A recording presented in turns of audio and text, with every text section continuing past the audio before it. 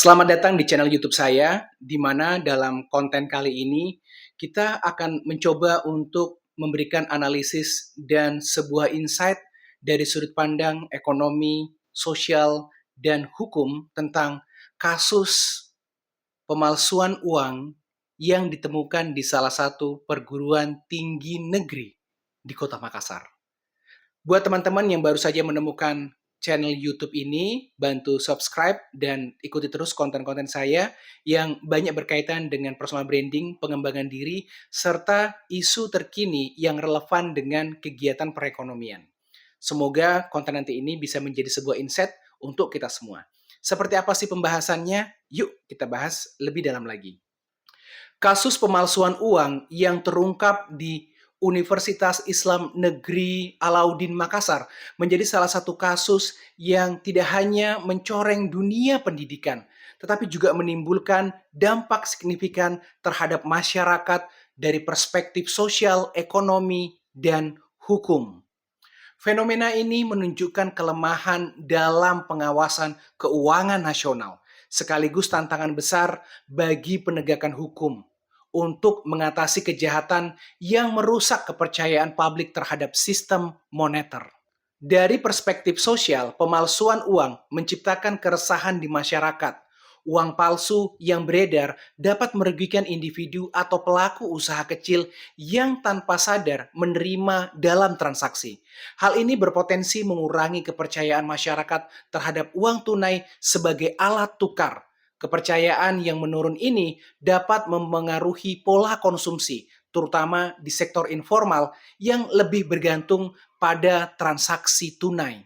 Sedangkan secara ekonomi, meski dampaknya tidak langsung terasa dalam skala makro, pemalsuan uang tetap menciptakan distorsi pada transaksi.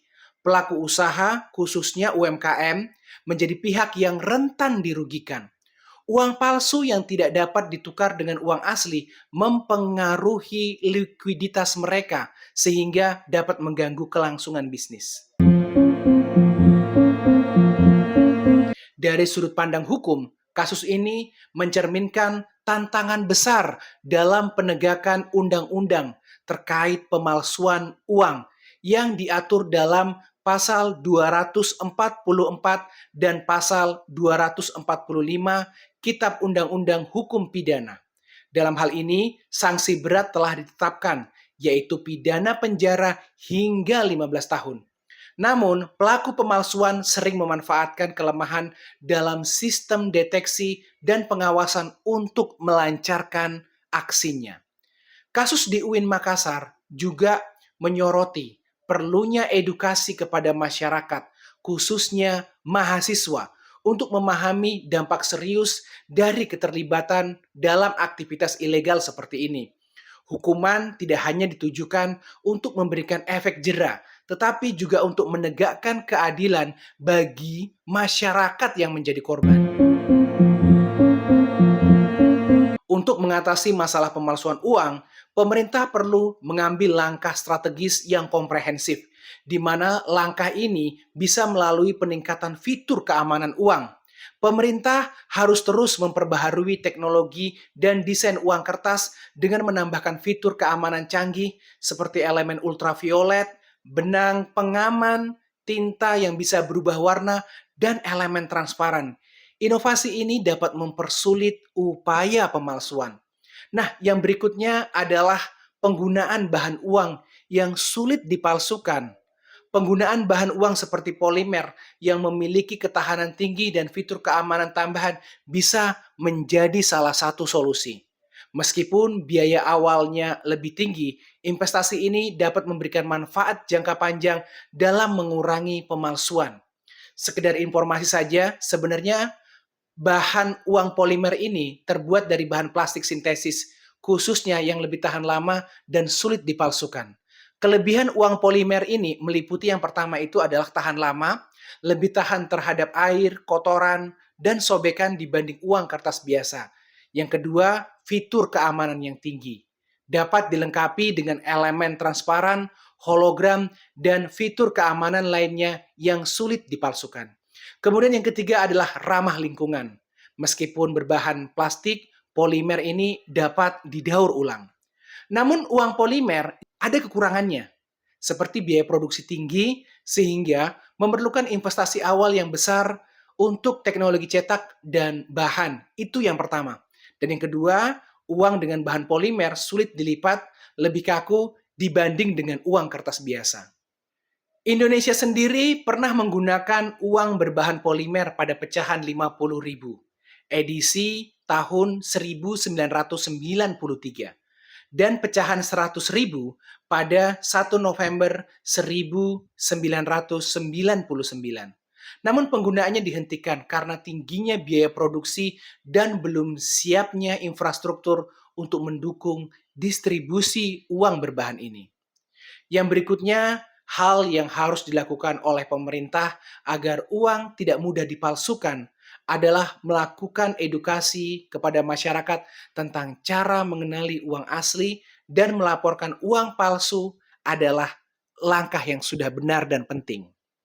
Edukasi dapat dilakukan melalui media sosial, kampanye publik, dan pelatihan khusus bagi pelaku usaha. Hal lain lagi yang bisa dilakukan adalah melakukan penguatan pengawasan penegakan hukum, terutama dalam proses pencetakan dan distribusi uang. Selain itu, aparat penegak hukum harus diberikan wewenang dan sumber daya yang memadai untuk menangani kasus pemalsuan secara cepat dan lebih efektif. Dan yang terakhir yang bisa dilakukan adalah mendorong digitalisasi transaksi. Dengan memperluas adopsi transaksi digital, masyarakat akan lebih jarang menggunakan uang tunai, sehingga resiko peredaran uang palsu berkurang secara signifikan. Digitalisasi dapat menjadi solusi efektif untuk mengurangi resiko pemalsuan uang. Ini konsep implementasinya dapat ditempuh dengan melakukan penggalangan transaksi non-tunai, yaitu dengan meningkatkan penggunaan pembayaran digital melalui kris, e-wallet, dan transfer bank. Dengan demikian, masyarakat lebih jarang menggunakan uang tunai sehingga peluang peredaran uang palsu bisa berkurang.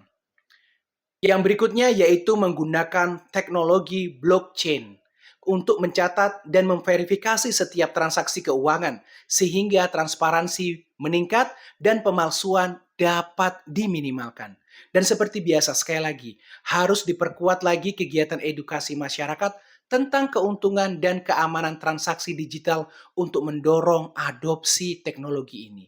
Kenapa sih proses transformasi dari tunai ke digital ini menjadi sesuatu yang urgen? Kita bisa belajar dari negara Swedia misalnya, hampir sepenuhnya menjadi masyarakat tanpa uang tunai yang meminimalkan resiko pemalsuan uang. Yang kedua adalah Cina. Cina ini berhasil mendorong adopsi pembayaran digital melalui platform seperti WeChat Pay dan Alipay, dan juga mengurangi penggunaan uang tunai.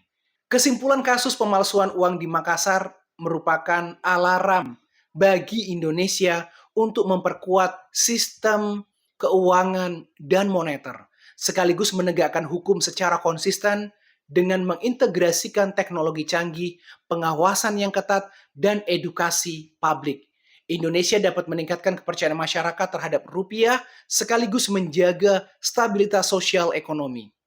Langkah konkret seperti penggunaan bahan polimer, fitur keamanan yang canggih, dan digitalisasi transaksi harus segera diimplementasikan untuk melawan ancaman ini. Baik, semoga insight ini bisa memberikan sudut pandang baru tentang bagaimana bahayanya pemalsuan uang dalam perekonomian dan kehidupan sosial serta penegakan hukum di negara kita. Sukses selalu dan sampai ketemu pada konten-konten berikutnya. See you on top.